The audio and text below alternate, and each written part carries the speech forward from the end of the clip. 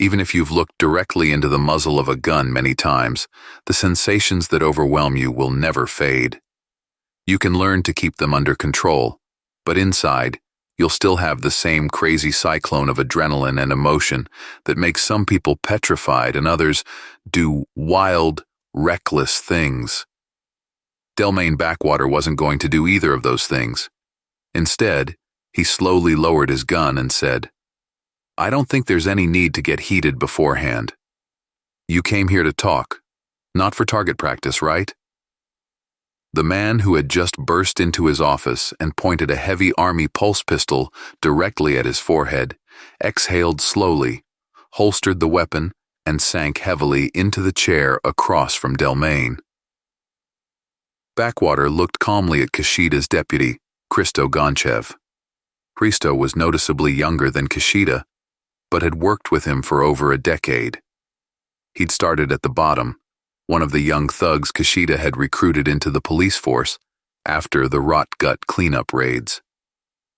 The old concept, known since the legendary VDOC, worked this time. No one is better at catching criminals than a former criminal. However, the embittered teenager who once fell into the nets of Kishida has long been gone without a trace. In front of Backwater now sat a confident professional. Confident and very angry. Christo was furious, just like his boss in this very office not so long ago. "Let's not go in circles," Delmain said. "We went over all this with Kishida already. Whatever sins I may have committed in the distant past and running present, the chief agreed that turning the station into a battlefield of gang war was not in my interest." "Is that why you blew up the chief right at your own dock?" Christo couldn't help himself. Delmain sighed. "So, you decided to go in circles after all. Even if I was behind all this outrage, why would I want to set myself up like this? You will clearly comb the whole place with a fine-tooth comb. You won't miss a single molecule and will do it on a hot trail. Christo, you've known me for years. I may not be a saint, but I'm certainly not an idiot. Let's see what the forensics will say," Gonchev muttered. But it was evident that he had already mastered himself. "Thank God the chief survived. I contacted the medics a few minutes ago. They say his condition is serious but stable with a tendency to improve. His life is not threatened at the moment. I suppose you've already sent out your minions to sniff out what's going on, and now you're waiting for them to bring you some poor souls to your lair so you can beat a confession out of them?" Delmain didn't even smile.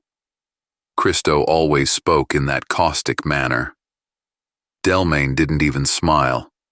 Christo always spoke in that caustic manner. "You're confusing me with someone else, Christo," he said. "It's your prerogative to get statements out of arrested people.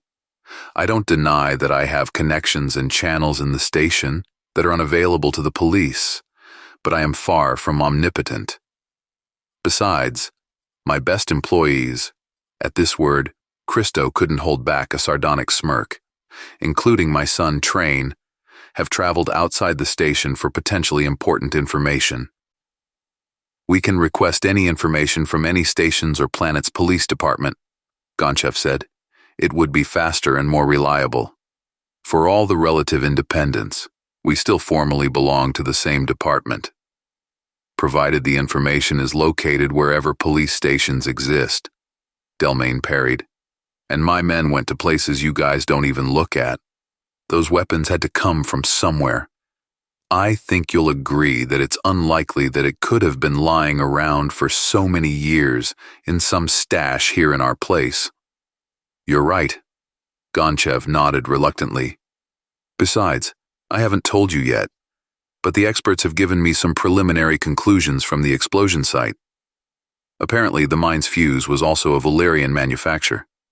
It's too early to tell when it was made, but the expert suspects it was in the war's final months. When the Ullerians began to actively send sabotage groups into our rear," Delmain finished. "It all fits."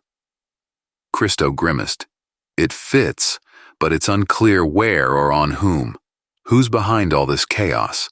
Could it be the Ullerians themselves? Delmain shook his head. I've thought about that. No, it's highly unlikely.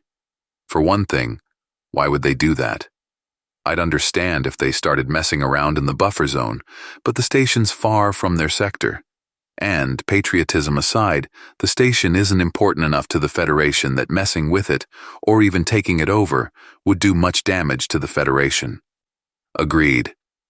Gonchev tapped his fingers on the table thoughtfully. Plus one more thing. If the Ullerians had conducted the operation, there would have been dozens, if not hundreds, of times more corpses. Instead of hastily constructed amateur ambushes in dark alleys, they would have simply blown up one of the station's sectors, and that would have been the end of it. That's right. Look, whatever you think you know about me being omnipotent on the station, it's far from it. And no one comes running to me with reports from Rot Gut or any other stinking hole about how much homemade dope they've pushed to each other and which of the next scumbag assholes got his stupid head blown off by the explosion of a poorly assembled smuggled pulse pistol. Because I simply do not give a shit. It's your people who are supposed to deal with that. Relax. Backwater looked calmly at Gonchev. I'm not accusing you of anything.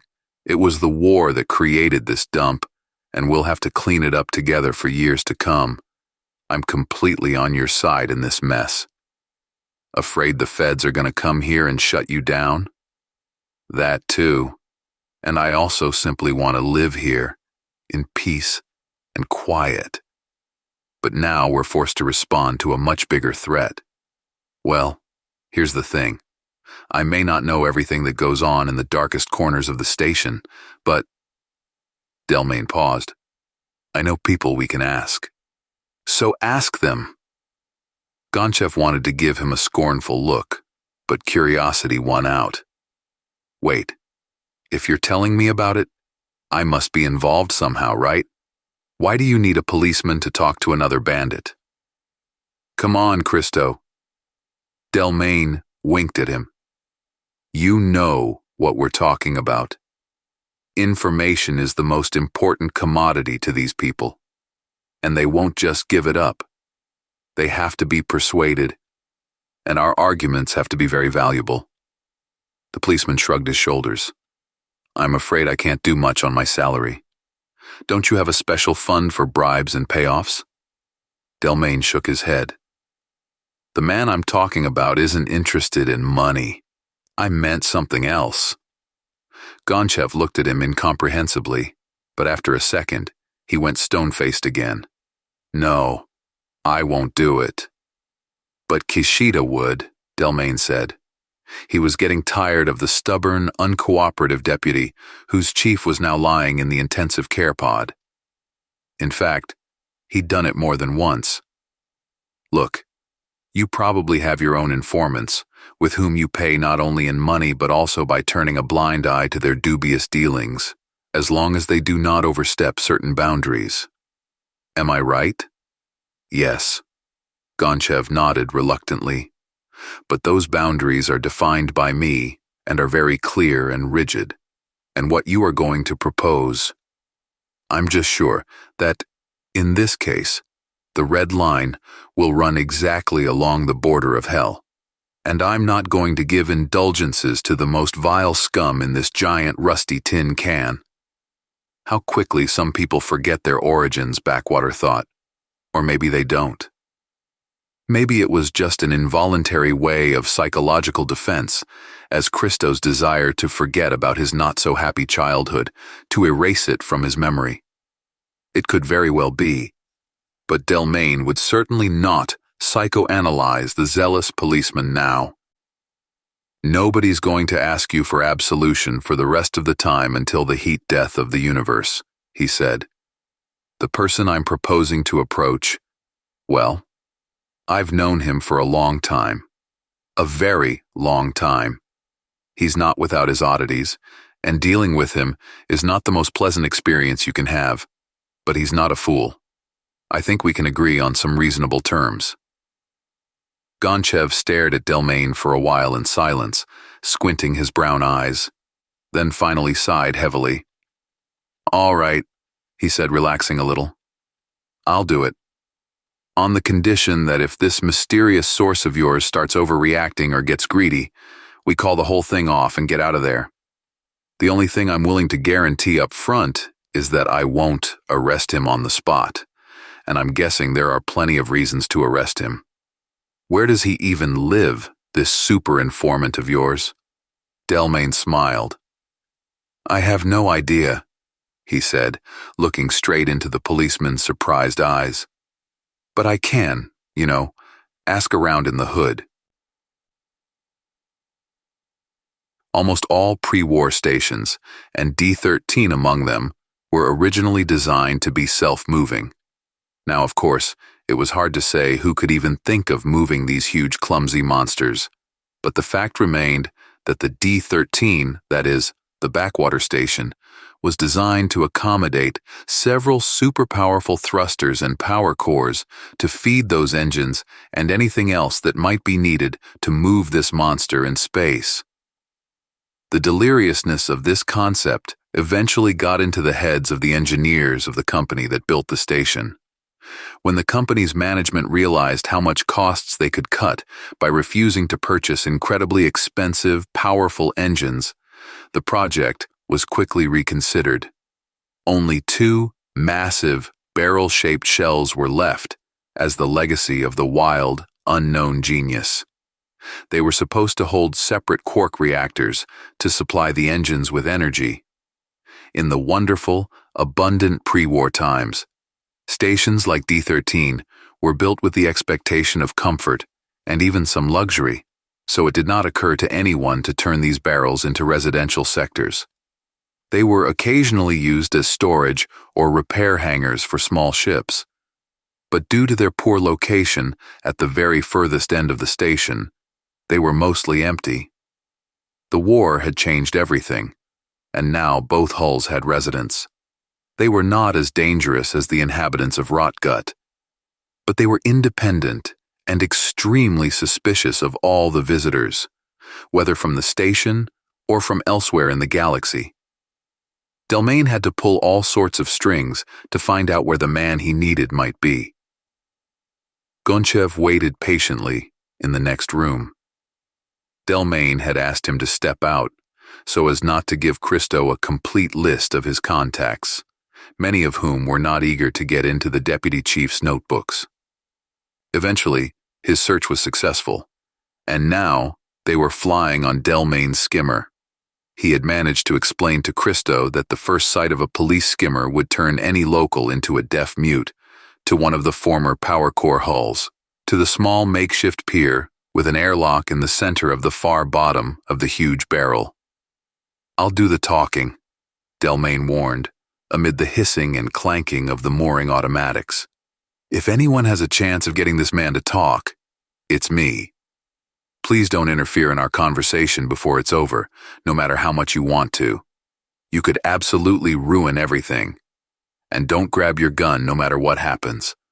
I'll handle it myself." Christo nodded grudgingly, involuntarily lowering his hand to his hip holster, but caught himself moving and immediately jerked his palm away. Delmain gave a quick chuckle and stepped toward the skimmer's inlet hatch, which had already docked with the dock's airlock. When the pressure indicator turned green, both the skimmer and external airlock doors slid open almost simultaneously. Delmain sighed heavily and closed his eyes. Behind him, Gonchev made a low whimpering noise, obviously struggling to keep his promise to sit quietly and not interfere. "What the hell do you do here with that stinking parody of a cop at your back?" a low, husky voice said. It was calm enough, considering the other circumstances. Delmain opened his eyes. For the second time in a day, he was staring into the gun's muzzle. "Good to see you too, Kenneth," he said. "Why don't you put the gun down, huh?" It was a different way I'd imagined meeting my big brother, even if I hadn't seen him in years.